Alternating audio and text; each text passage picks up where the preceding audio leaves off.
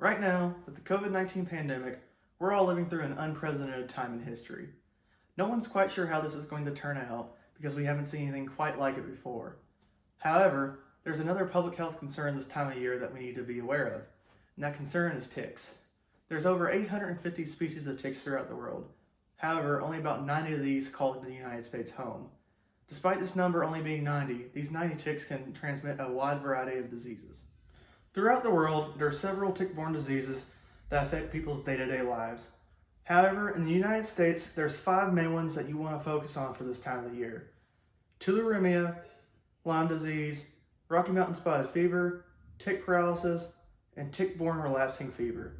If you know the prevention methods and the warning signs for each of these diseases, you can live a happier and healthy life during this time of the year and during the COVID-19 pandemic. So sit back and enjoy, because it's about time to talk about ticks and Lyme. Tularemia is spread by the American dog tick and Lone Star tick. It has the ability to survive a very long time, but can also easily be killed by disinfectants.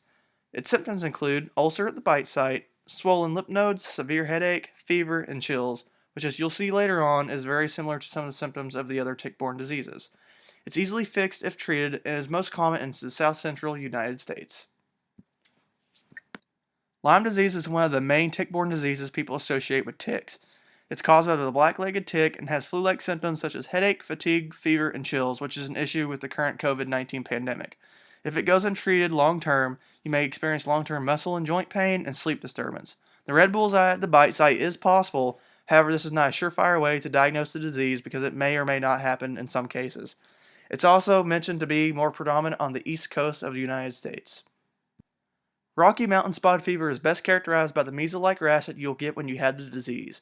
There's 3 main ticks that will transmit it: the American dog tick, brown dog tick, and Rocky Mountain wood tick.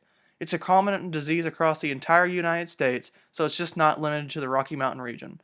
It transmits through bites or exposure to infected feces.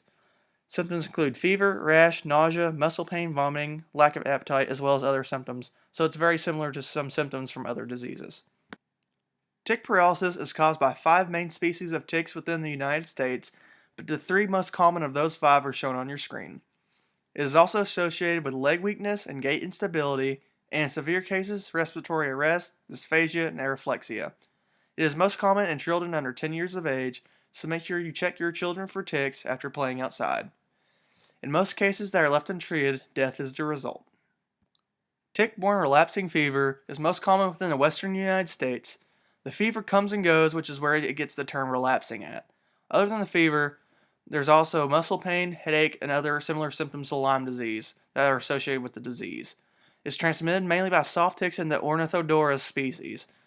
These ticks mainly feed at night, so it's not as big of a threat to get these ticks. To prevent getting some of these tick-borne diseases, make sure you have long sleeve and covering clothing on, like this jacket. However, unlike this jacket, make sure it's light colored so you can see the dark colored ticks on your clothing. Make sure to shower immediately and avoid tall grassy areas during the summer. Also, make sure to use insect repellent if you have it.